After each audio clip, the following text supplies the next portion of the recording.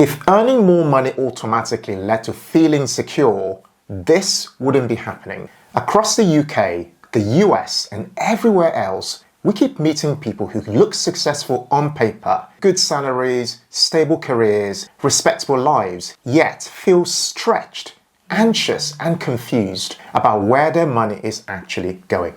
Now, this isn't a budgeting problem, and it's not a lack of discipline either. It's a deeper misunderstanding about how wealth is actually built and why earning more on its own doesn't automatically create peace. Now, in this video, we want to explain what's really going on, how to break that cycle without chasing more money or losing what actually matters in your life. That's right. And if this feels uncomfortably familiar, I want you to know something straight away. There's absolutely nothing wrong with you. In fact, many of the people who feel this tension mostly are the ones doing exactly what they've been told to do. They've studied, worked hard, progressed in their careers, and they've tried to be responsible with money. And yet, despite earning more than they have ever earned before, they feel like they're constantly running just to stand still. Now, I've seen this pattern again and again as a former CFO, as someone who spent years openly talking about money, and simply as a person living through the same economic pressures as everybody else.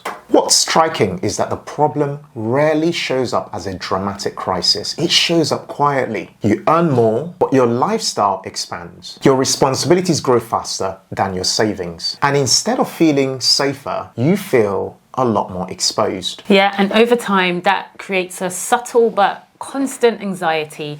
You know, the sense that one unexpected expense or one job change or even a job mistake will make things fall apart. This is where most advice goes wrong. It tells people to work harder, budget tighter, and chase that next income jump. But that approach treats the symptoms, not the cause of the problem. So in this video, we're going to unpack what's really happening underneath. Yeah, the invisible forces that keep high earners feeling stuck in their lives, and then show you a more sustainable way forward that doesn't require a sacrifice of your well-being, your relationships, or your personal values. Now, before we go any further into this video, it's important to say where we are speaking from. We're not just talking about money in theory. We've been managing our own finances together for many years, making decisions and getting things wrong. You know, adjusting and learning what actually works in real life. I'm a chartered accountant and a former chief financial officer, so I've seen how money works on the inside of the system. And I'm an entrepreneur and former e-business analyst, which means we've also lived through the uncertainty of trade-offs and the reality of building wealth inside and outside of a traditional path. Everything we share comes from combining professional insight with lived experiences as a couple, building a life and not just chasing the numbers. Because the goal was never just to build wealth. It was to build it in a way that supported our lives, our families, and what also mattered to us. Okay, let's look at section 1, which is the core misunderstanding. Most people assume that feeling financially secure is simply a matter of earning enough. So when they don't feel secure, the conclusion is obvious. I must not be earning enough yet. But here's the uncomfortable truth about that. For many high earners, the moment income increases is the moment financial pressure also intensifies. Not because they are being reckless with their money, but because income growth often pulls other things along with it. And with more income comes more expectations, a bigger home, higher living standards, more responsibility, not just financially, but emotionally. You start supporting people, making more commitments, carrying a quiet sense that you now have more to lose. So even though your bank balance looks healthier on paper, your margin for error feels thinner. This is the part people don't talk about. Security doesn't come from income alone. It comes from structure, margin, and clarity. Now, if your lifestyle expands at the same speed as your income or even faster, then all you've really done is raise the stakes of the game. You're still running. You're just running on a more expensive track. Okay, so moving on to section 2, why more money doesn't create safety. There's also a psychological layer to this that's often missed. Now, when you earn more, the fear of falling backwards becomes much louder. So, for example, you start thinking, what if this job disappears? Or what if we can't maintain this lifestyle? What if we disappoint people? You might be thinking, if I can't maintain this standard, I'm going to let people down. For example, those people could be family, children, parents, a partner, colleagues, or even the wider community. And suddenly, money stops being about peace. Instead, it becomes more about vigilance. Our financial decisions are no longer just about us. They're about the expectations that we think are being placed on us and the pressure to feel like we need to live up to them. And this is why advice that says just earn more is incomplete when you think about it. Yeah. What's interesting is that behavioral research backs this up as well. But more importantly, people feel it in their day-to-day lives. Because if your sense of safety is tied to your current income, then you are never truly safe, yeah? You depend on, the next paycheck coming in, the next bonus, that you're counting down towards, the next opportunity, and so on. That's not stability, that's exposure. This is especially true for professionals and also for families. You don't want reckless wealth. You just, in this situation, want predictable peace. And peace doesn't come from chasing more. It actually comes from building systems that support your life even when income fluctuates. Section 3, the invisible trap high earners fall into. So here's a trap we see repeatedly, having spoken to lots of people over time. High earners are often excellent at a number of things. For example, maximizing income and growing more of it, meeting expectations and, doing their best to be responsible. But they're rarely taught how to design a financial life that creates safety. Yeah, so they end up optimizing for the wrong thing. They optimize income instead of optimizing for resilience. We've seen this with people earning, say, 6 figures who still wouldn't feel comfortable missing one single paycheck. That's serious. And resilience is also about having space. So that could be space in your finances, space in your decisions, space to just say no.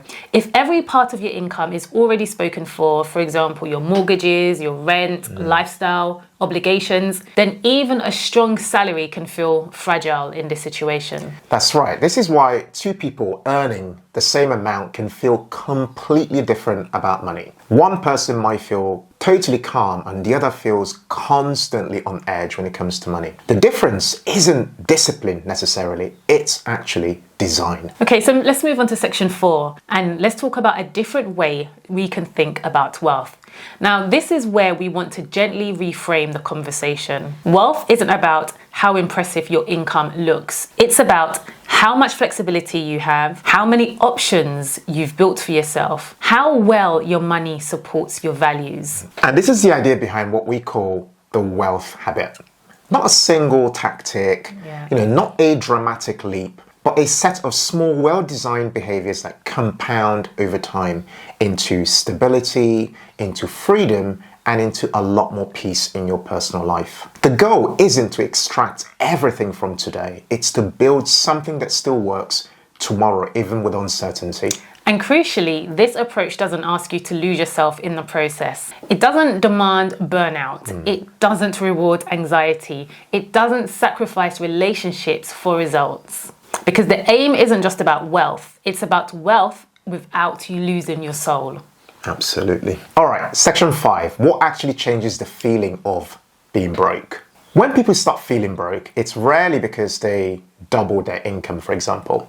More income feels like more progress in the moment, but more margin actually feels like safety. That feeling less broke is usually because they created margin in their lives. It's usually because they simplified decisions that they have in their lives, or that they align money with what truly matters to them, or that they built systems that gave them more breathing room in their personal lives.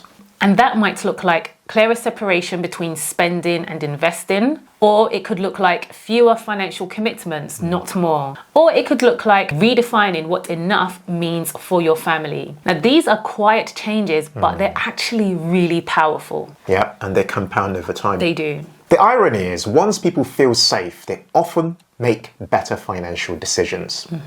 Not reactive ones and not ones that are driven out of fear. Calm decisions compound faster than frantic ones ever will. Okay, so in conclusion, guys, if this video resonated, it's probably because you're not irresponsible.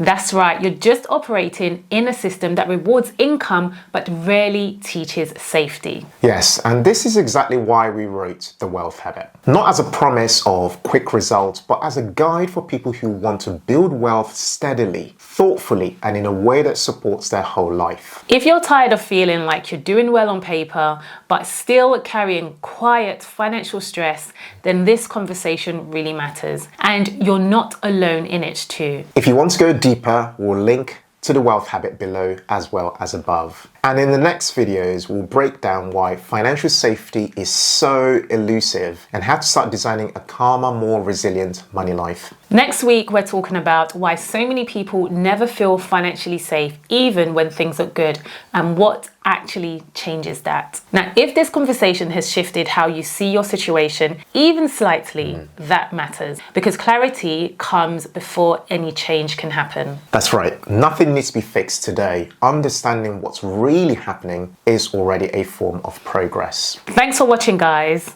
And as always, in all things, be thankful and seek joy. Don't go anywhere. Check out this next video over here. We think you're going to really love it. Take care, guys. Take care, guys. Bye for now. Bye.